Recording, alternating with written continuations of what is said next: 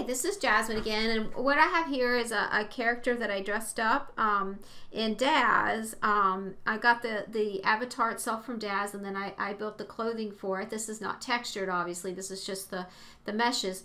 And it occurred to me that the shape wasn't that far off from the Sansar avatar, so I figured I would bring it in. Now, obviously, this hair is so not going to happen. It's an insane amount of tries, so not happening. But what I want to bring in is these horns, this little thing on her shoulder, this outfit, and all this shoes, etc. But here's the thing. That's still also a ton of tries. So what I decided to do was the armor parts to just manually by hand like decimate that. And you know, the process for that is just basically looking intensely at your geometry and thinking, what can I live without? And so what I do is I go through and bring out like some of my edge loops. I take off anything that's rounded to the back and I just let it be flat. And I delete all the back faces, which would not be obvious to be missing.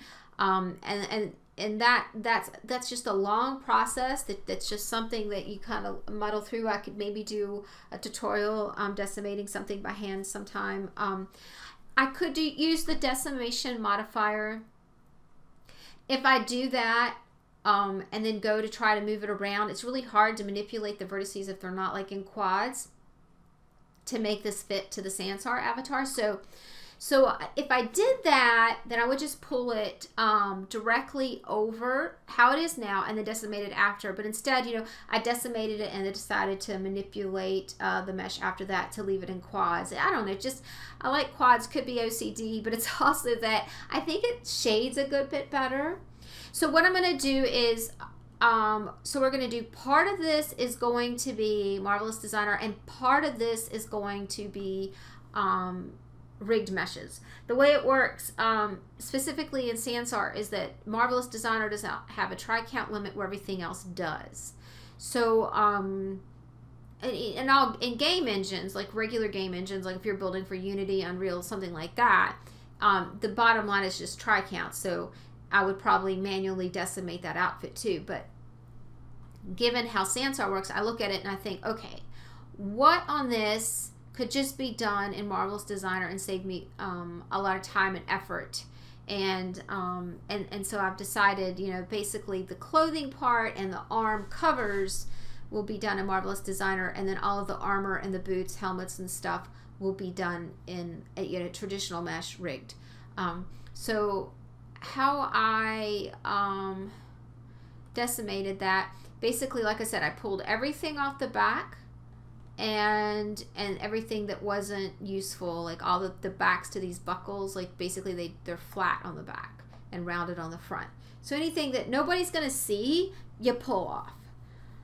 So this I think started out at like 12,000 tries, and we've gotten it down to exactly, and it cracks me up, 79.98, like literally two to spare. It's like crazy close.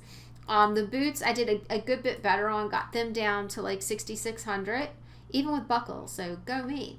And then the horns were already kind of low, and the dragon was just stupid, and I just threw a decimation modifier on it and called it a day. Okay, so the part on the avatar, like I said, we're going to do as an SAMD Marvelous Designer file, so I'm going to walk you through creating that on her. Okay, so I brought in the outfit that I made for the other character for Daz, and I've decided to just kind of resize it and refit it to save some time on this project. And so what I'm going to do is, the first thing I'm going to do is freeze everything. And that's just because that way when you go to moving stuff around, trying to fit it on this character, it doesn't just all fall off. Now this is useful if you were to buy things off of there's some different marketplaces where you can buy clothing items, and this is just how I, you know, go about fitting things that I'm trying to take from one avatar to the next.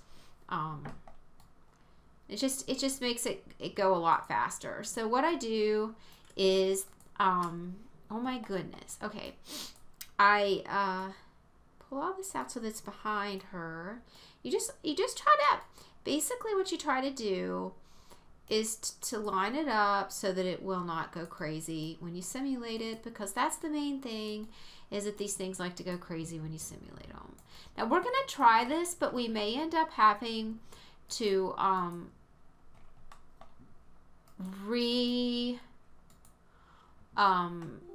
size it, because I don't know that this isn't going to look like poo. Okay, so what I did first was I took out these inner stitches in the legs, because that's the one that will, if it wants to go completely peanutty, that's the place it really wants to do it, because it's going to keep wanting to go in there between the legs and then get stuck in the mesh. Okay, so we're going to unfreeze these now, and we're going to hope, I have this funny feeling though that this avatar is going to be way too tiny for these, so, but maybe not, you know. No, she's she's much too tiny. We're going to try to be doing this the lazy way, okay? And that is by just kind of making it smaller. See what happens.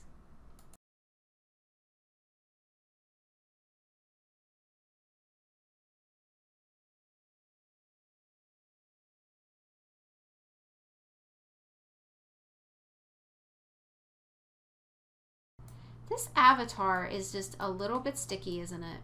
Okay, so let's change her. You know, it's surprising how close that is to the same size as that other avatar I was working on. Let's bump up the skin offset a little bit and see if we can get a little bit better. That's a little bit better. The way it's coming out from the body a little bit. Maybe too much. Okay, so there we go. So we've got the pants. The pants are working good. I don't remember how high those boots are, but I don't think that's quite high enough for the boots. Maybe we have to take them down ever so slightly longer, but not much. Okay, the other thing I think I'm going to do is I'm going to put, we're going to put some lines here. And that's just because if I don't, what's going to happen is when I pull them out, it will change the entire shape of the top, which I don't want. I just want them longer. One of the things I want to point out is this pattern was already set up to do symmetrical editing with so basically you can have like a symmetric pattern with the pattern and sewing, and then that way basically what happens is what happens on this leg's happening on the other leg. And that's set up when you duplicate like the right leg, then you would do the left leg, or unfold it, then you set it up then. Okay, so those are the pants. The pants are done. Hey, in this next little bit, you're going to see where there was a skirt, but I decided to pull it out later, and I don't like it's not even going to show you how I put it together. This is just how I did the top, okay? And then I'm going to redo the skirt. After I did that, I didn't like how it simulated and how it worked with the pants, how any of it went together. I didn't like it, so I actually pulled that out. But anyway, so here's how I did the top, and then we'll catch back up and I'll show you how I did another skirt. Okay.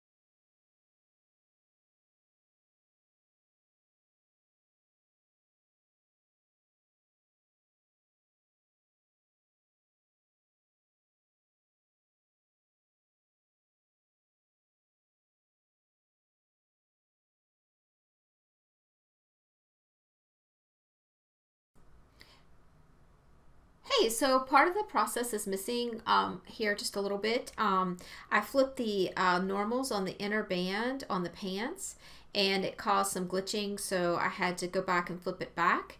You have to be really careful about which direction your normals are facing in relation to your layers, so that's why that little bit's missing. I cut out my boo-boo.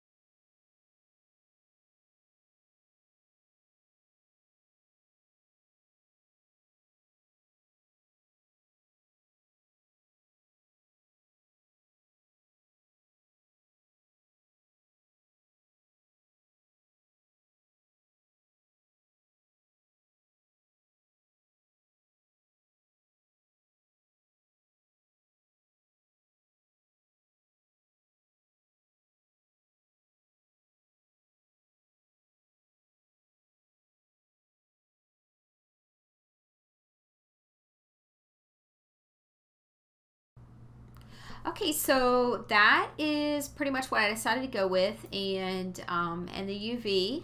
And so what I'm going to do now is I will export this as an SAMD and an OBJ.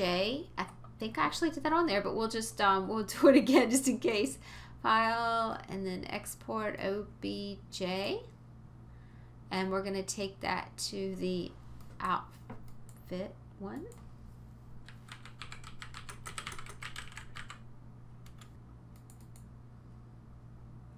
And okay, this would be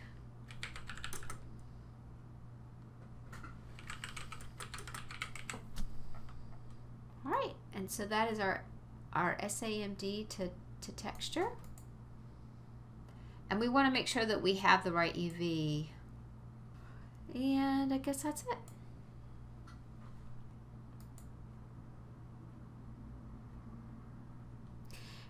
To export the SAMD, you just do it the same way.